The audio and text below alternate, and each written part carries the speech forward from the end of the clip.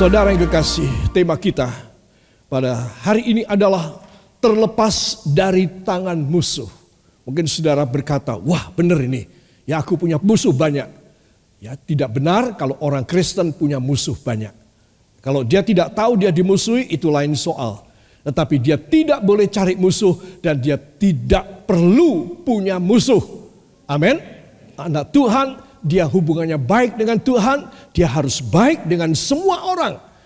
Tuhan berkata, pertama-tama kasihilah Tuhan Allahmu. Itu hukum yang utama. Dan kedua, kasihilah sesamamu manusia. Kalau dia berbuat salah, coba dirembuk dengan cara yang damai. Ya, kalau saudara merasa uang saudara, harta saudara hilang karena dia atau rugi, saudara, engkau harus merembuk dengan baik. Ya, kalau tidak, ya sudah apa boleh buat, ya saudara. Itu artinya saudara tidak punya musuh. Tetapi yang dimaksud di sini terlepas dari tangan musuh, yang saudara tidak tahu dan saudara tidak sadar. Ternyata ada orang ya yang memusuhi aku. Saudara, itu satu. Kedua, nanti kita akan melihat tangan musuh itu siapa.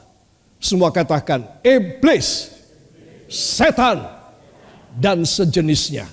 Ya, nah itu sebab kita minta supaya Tuhan memberikan pada kita kuasanya. Ada 3 buah ayat, saya undang kita bangkit berdiri sejenak.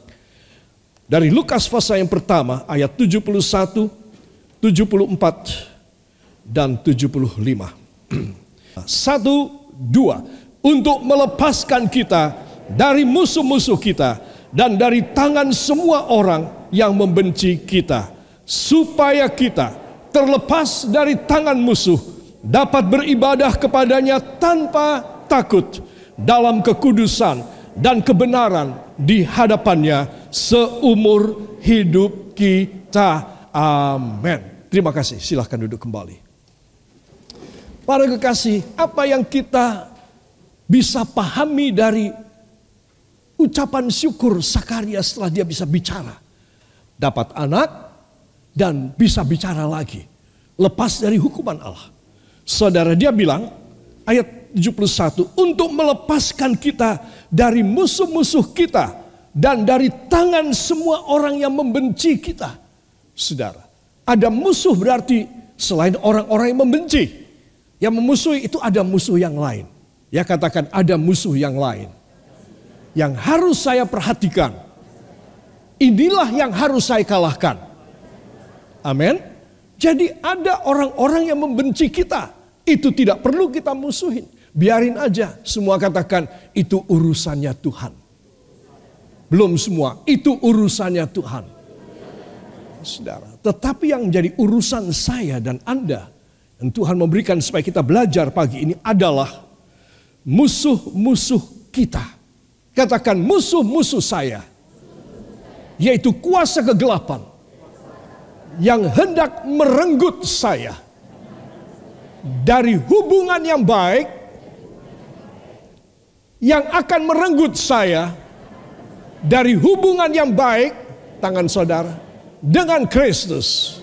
Saya harus mengalahkannya dalam nama Yesus. Mulai pagi ini dalam nama Yesus. Amin. Haleluya. Jadi inilah musuh kita. Jadi jangan sampai saudara salah pengertian.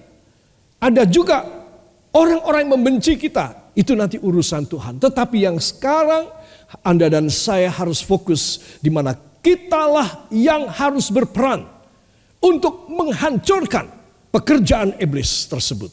Ya, saudara. Nah, itu sebab ayat ini harus menjadikan kepada kita satu peringatan. Supaya kita sadar bahwa kita mempunyai musuh yang tidak kelihatan tetapi yang kuat sekali. Ya, saya memberikan perumpamaan ilustrasi gambar wanita ini. Ya, dia mengerti ilmu kanuragan, jaga diri, bela diri, maka ada orang yang mau mencoba untuk melecehkan dia, ya, maka dia akan membalasnya, dia akan bertindak, dia bukan menyerah. Wanita ini gambaran dari gereja, perempuan di hadapan Tuhan, calon mempelai Kristus. Jadi laki dan perempuan sekarang ini Saya dan Anda kita adalah calon mempelai Kristus. Amin. Nah, kita harus bisa mengalahkan dan tidak menyerah kepada musuh kita. Siapa musuh kita? Iblis. Ya, itu sebab kalau wanita ini dia akan dilecehkan, maka dia akan bertindak dan dia akan memejet di bawah dua bola mata dari si laki-laki ini. Wah, itu adalah titik hupopiaso dalam bahasa Greka. Titik kelemahan, titik kematian. Saudara, dia membalas dengan dia menekan di bawah bola mata. Maka mau tidak mau sekuat apapun ini laki-laki akan lepas. Karena dia lebih sayang kepada dua biji matanya supaya tidak meloncat keluar. Saudara. Nah, ini semua wanita harus belajar, ya. Tidak usah belajar, oh dari sini langsung latihan judo, karate. Ya. Tidak usah, ya. Sudah tahu, ini kelemahannya, pecet saja di bawah matanya, selesai. Ya, saudara. Nah, jadi apa yang saya dan saudara harus tahu? Kita harus mempunyai tekniknya bagaimana kita mengalahkan musuh kita. Sekali lagi, siapa musuh saudara? Iblis. Ya. Nah, di sini kita akan membaca satu kali lagi ayat ini. 1, 2. Untuk melepaskan kita dari musuh-musuh kita dan dari tangan semua orang yang membenci kita, supaya kita terlepas dari tangan musuh, dapat beribadah kepadanya, ulangi, dapat beribadah kepadanya, ulangi, dapat beribadah kepadanya tanpa takut dalam kekudusan dan kebenaran di hadapannya. Berapa lama? Seumur hidup kita. Berapa lama? Seumur hidup kita. Amin. Jadi jelas saudara bahwa kita mempunyai musuh yang lain yang menghambat kita punya hubungan dengan Kristus. Tiba-tiba saja seorang yang setia kepada Tuhan, yang rajin berbakti, tiba-tiba tidak kepengen datang ke gereja. Saudara, dia kena attack, dia kena serangan daripada kuasa iblis. Sehingga dia tidak lagi suka datang kepada Tuhan, tapi dia berkata, aku mau di rumah saja, aku mau mundur saja dari Tuhan. Ya kalau saudara tidak sehat tidak apa-apa, tinggal di rumah dan bisa live streaming bersama kami di sini. Tetapi ada banyak orang, saudara, yang tidak bisa lepas dari jeratan musuh ini. Sehingga apa yang terjadi? Yang terjadi tidak dapat beribadah kepada Tuhan. Tuh lihat, ada ayatnya ya. Tengok ke samping saudara bilang, wah ada ayatnya ya. Jadi kalau saya dan saudara, kita kena attack dengan kuasa kegelapan musuh ini, kita tidak kepengen datang sowan kepada Tuhan di rumah Tuhan.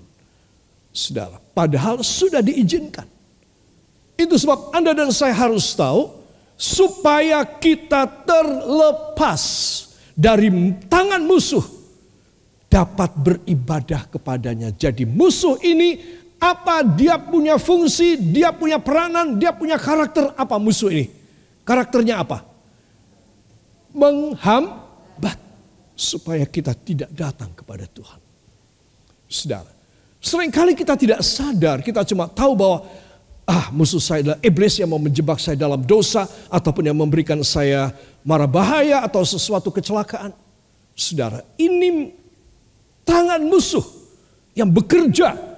Maka katakan, maka saya harus tahu tekniknya. Saya harus berani hati, saya harus mengalahkannya. Supaya saya boleh tetap beribadah dan semakin dekat dengan juru selamat saya, Tuhan Yesus Kristus. Amin. Haleluya. Saya mau tanya, untuk berapa lama kita bisa terlepas dari tangan musuh kita? Berapa? Bagaimana kalau 5 tahun saja? Ya, seumur hidup. Katakan, seumur hidup saya harus bebas melayani Tuhan dan beribadah kepadanya. Itu sebab saya harus mengalahkan, mematahkan musuh saya, yaitu iblis, dalam nama Yesus. Amin. Haleluya. Para kekasih, inilah ayat pertama kita. Saya tulis, kau bertarung, kau harus menang. Yesus yang maju memberi kemenanganmu. Ya, senang apa tidak? Karena Tuhan yang maju di depan kita. Dia memberi kepada kita tekniknya, dia memberi kepada kita kekuatannya supaya kita harus menang. Katakan, saya harus menang. Bila saya tahu ada musuh ini, daripada saya masuk neraka, mending saya melawannya supaya saya masuk surga. Yang setuju beri tepuk tangan bagi dia. Haleluya. Makanya saya bilang wajib menang. Wajib menang. Bila kalah, kita terlepas dari Kristus. Kalau kita kalah, dia menang. Kalau dia menang, berhasil, dia punya tujuan, yaitu supaya kita jauh dan terlepas dari Kristus. Bayangkan, saudara, ketika saudara mau meninggal dunia, saudara tidak punya Kristus. Pernah punya kemarin, lusa, dulu. Tapi ketika saudara mau meninggal, saudara tidak punya Kristus. Saudara bisa bayangkan, mengerikan sekali. Itu sebab tidak ada cara yang lain. Dan saudara harus sekarang ini ambil keputusan. Aku harus bertarung dan aku harus, katakan, saya harus bertarung dan saya harus menang. Tidak ada alternatif yang lain. Tidak ada pilihan yang lain. Sebagai anak Tuhan, saya harus bertarung dan harus menang dalam nama Yesus. Amin. Haleluya. Saudara yang kekasih, itu sebab pertarunganmu adalah kemenangannya dia. Engkau yang bertarung, dia yang memberi kemenangan. Amin. Luar biasa. Ya saudara. Roma pasal yang ke-8 ayat 37 sampai 39.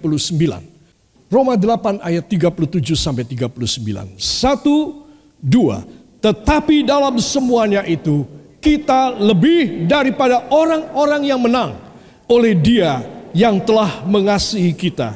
Sebab aku yakin bahwa baik maut maupun hidup, baik malaikat-malaikat maupun pemerintah-pemerintah, baik yang ada sekarang maupun yang akan datang, atau kuasa-kuasa, baik yang di atas maupun yang di bawah, ataupun sesuatu makhluk lain, tidak akan dapat memisahkan kita dari kasih Allah yang ada dalam Kristus Yesus Tuhan kita. Amin. Katakan, luar biasa. Saya ada di situ. Kemenangan yang pasti dan masif dalam nama Yesus. Amin. Silakan duduk kembali. Para kekasih, jadi saya pagi ini mengobarkan semangat juang, semangat tarung saudara. Supaya saudara tidak lembek, saudara tidak malas, saudara tidak ragu lagi bahwa ada satu kuasa yang dahsyat akan menyertai engkau. Dan engkau harus menang. Katakan, saya harus menang. Karena Yesus yang memberi kemenangan. Mulai saat ini, selama-lamanya. Amin. Haleluya. Saudara yang kekasih, ayat 38-39 agak sulit dimengerti ya. Sebab aku yakin bahwa baik maut maupun hidup, disebutkan maut atau hidup, malaikat-malaikat maupun pemerintah, baik sekarang maupun yang akan datang, kuasa-kuasa baik yang di atas maupun yang di bawah, ataupun sesuatu makhluk lain tidak akan dapat memisahkan kita dari kasih Allah yang ada di dalam Kristus Yesus Tuhan kita. Sekali lagi beri tepuk tangan bagi dia. Haleluya. Jadi para kekasih, bertarunglah karena saudara pasti menang. kenapa tidak mau? Ya. Saudara bisa bayangkan bahwa saudara dalam satu perlombaan di sekolah ataupun di RT RW ataupun di satu kota dan saudara yakin saudara pasti menang. Saudara, saya mau tanya, kenapa saudara yakin saudara pasti menang? Kemungkinan pertama, saudara dibela oleh wasit. Jadi pertandingan yang tidak fair, tidak gentleman dan tidak kesatria. Kedua, karena saudara tahu lawan saudara lemah sekali. Tidak pengalaman. Jadi saudara begitu mantap, aku pasti menang. Nah sekarang di dalam pertarungan kita, dalam peperangan kita ini melawan kuasa kegelapan, tidak ada unsur pertama bahwa wasit kita tidak jujur. Tidak ada bahwa Tuhan tidak fair dan tidak gentleman. Saudara, itu tidak mungkin. Jadi kemungkinan yang kedua lah yang kita harus pegang. Aku yakin aku menang karena iblis tidak mempunyai kuasa. Karena dia lebih lemah daripada aku.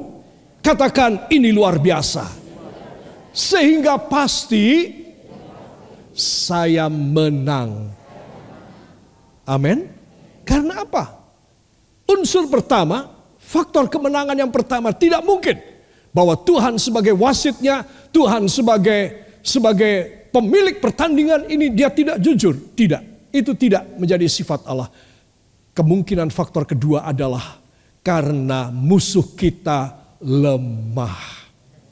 Jadi kalau saya dan saudara mempunyai musuh yang lemah, tidak ada kemampuan apapun, dan kita tidak mau mengalahkannya, kita tidak mau bertanding, kita tidak mau bertarung mengalahkannya, maka saudara dan saya memang engkau di pihak musuh.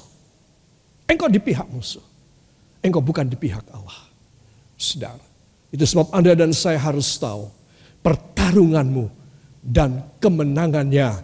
Katakan yes. Kalau saya baca, saudara jawab pertarunganmu dan kemenangannya. Amin. Saudara harus yes.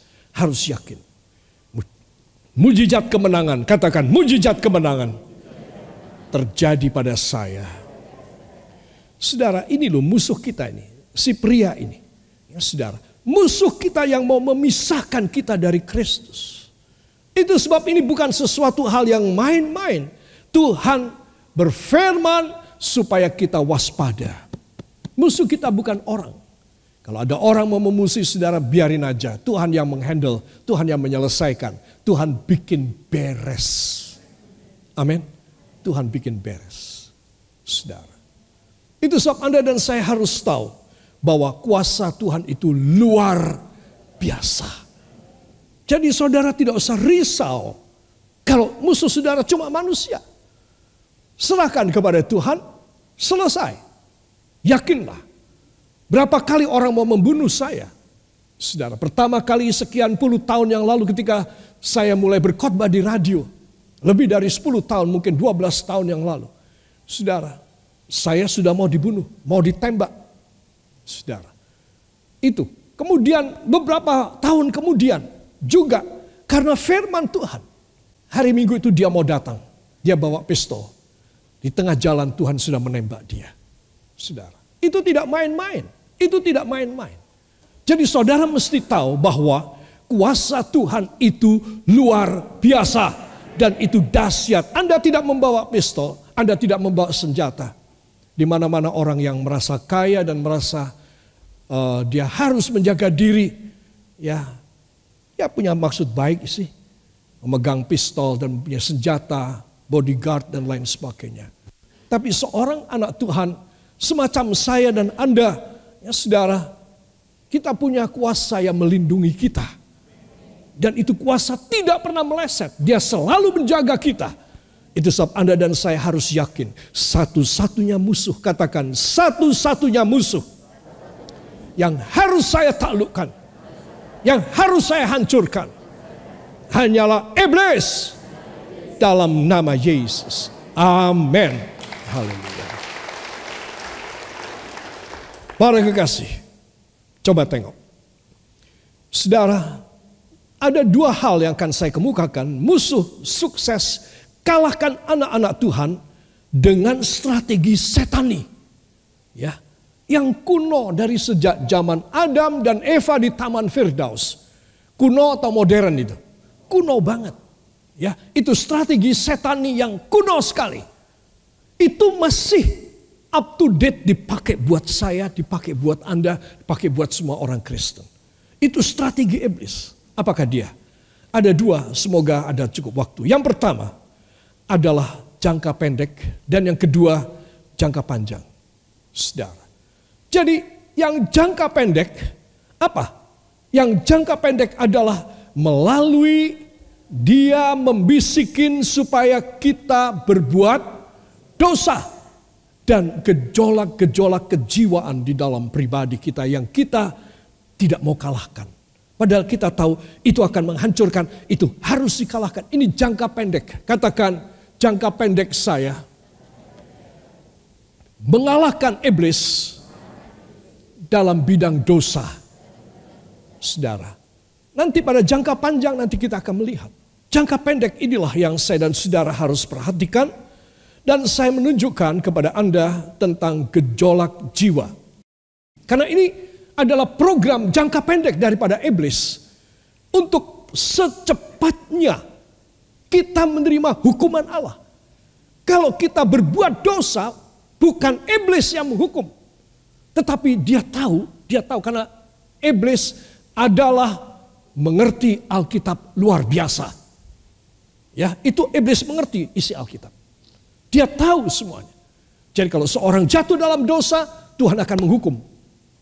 Makanya dia hanya memberikan dosa. Memberikan apa? Dosa. Supaya kita dihukum sama Tuhan. Nah, ini pikiran iblis. Kuno banget. Ya. Tetapi dia juga harus tahu bahwa Tuhan penuh belas kasihan. Asal kita datang bertobat, minta ampun dan bertobat, Tuhan mengampuni kita. Ya, iblis harus tahu. Tetapi iblis berharap siapa tahu si anak Tuhan yang jatuh dalam dosa ini belum sempat minta ampun, belum sempat bertobat. Siapa tahu? Sehingga Tuhan menghukum dia, siapa tahu? Iblis selalu mencari peluang. Katakan, iblis selalu mencari peluang. Tetapi saya harus lebih pintar. Amin. Saudara, gejolak jiwa ini ditimbulkan karena stres. Jadi stresor faktornya apa? Pemicu stres kita. Saudara, saya mengambil di dalam 1 Samuel 18 ayat 10 sampai 12, roh jahat masuk kepada Raja Saul. Terus Raja Saul ini raja pertama Israel, dicintai Tuhan, dipilih oleh Tuhan, diurapi oleh roh Allah. Kurang apa? Ini raja pertama Israel, membuat geger seluruh kawasan dunia dewasa itu. Pada zaman itu. Bahwa Israel punya raja. Semua raja jadi gemetar, takut kepada Saul. Kenapa? Karena hadirat Allah ada pada Saul. Raja yang penuh kemuliaan ini. Saudara, tetapi sayang, saya sudah bilang iblis tidak pernah jeda, iblis tidak pernah rehat, iblis tidak pernah istirahat untuk menghancurkan orang-orang yang dikasihi dan dipilih oleh Allah. Dan roh iblis masuk kepada dia. Saudara, dan persis waktunya, timingnya tepat sekali. Ketika roh iblis masuk pada Saul, saudara, Daud itu sedang memuji Tuhan dengan drum, dengan keyboard, dengan tamburin. Apa dengan apa? Dengan kecapi, ya, dengan kecapi. Dan dia sedang memuji Tuhan. Dan pada waktu itu Saul kemasukan roh iblis dan dia ambil tombaknya dan dia ingin menancapkan tubuh Daud yang sedang memainkan kecapi memuji Tuhan ke tembok istana.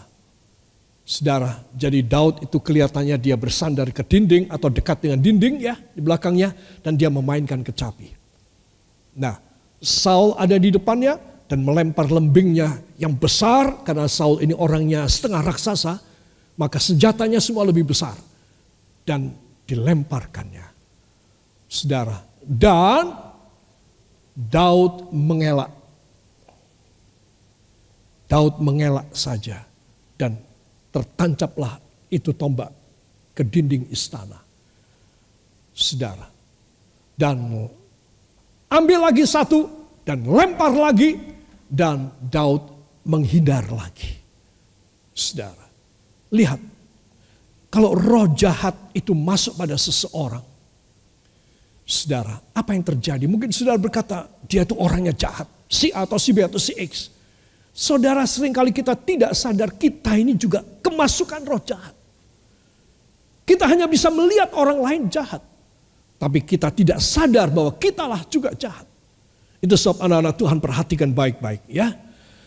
Stressor factors yang terjadi pada Raja Saul, saudara, adalah ini paling bawah. Aslinya, orisinilnya, sumbernya, Roh Allah sudah meninggalkan Saul. Jadi kalau Roh Kudus sudah meninggalkan kita orang, saudara, maka apa yang terjadi? Maka kita akan memiliki rasa dengki, dendam, dan semua macam sifat karakter iblis yang membuat kita menjadi stres. Ini yang dinamakan sebagai stressor factors. Faktor-faktor pemicu stres. Saudara, penyebabnya apa? Kalau dalam ilmu psikologi atau filosofi, penyebabnya dicarilah. Oh, karena dia istrinya tidak perhatian sama si suami ini. Oh, karena suaminya ini nyeleweng. Oh, karena si anak ini tidak kekurangan kasih sayang. Oh, karena orang tua ini egois sehingga anaknya begini. Diteliti, dianalisislah dengan ilmu. Tetapi kalau menurut firman sudah jelas akan ketahuan karena Roh Allah sudah cabut dari orang ini. Jadi apapun yang membuat hati saudara gelisah, membuat hati saudara takut dan gentar, membuat saudara hatinya jahat, adalah karena Roh Allah sudah meninggalkan engkau, sudah meninggalkan saya, sehingga hati saya menjadi jahat. Hati saya menjadi jahat. Sehingga apa yang terjadi? Yang terjadi, Saul melakukan kriminal. Pembunuhan. Sudah bukan rencana lagi. Itu instantly, itu mendadak. Dia ambil tombaknya dan dia lempar. Ingat, Saul seorang ahli kanuragan. Dan dia tidak mungkin meleset. Benar. Hanya tangan Tuhan, hanya Roh Allah yang ada pada Daud menyingkirkan Daud selangkah. Dan itu tombak masuk ke dinding. Saudara yang kekasih, mari kita mau minta supaya Tuhan mengurapi kita kembali. Supaya kita diurapi dengan urapannya. Sehingga apa yang terjadi? Katakan, sehingga saya tidak akan stres. Dan saya tidak bisa dipicu untuk stres. Dan saya tidak menyimpan stres faktor di dalam hidup saya. Amin. Haleluya.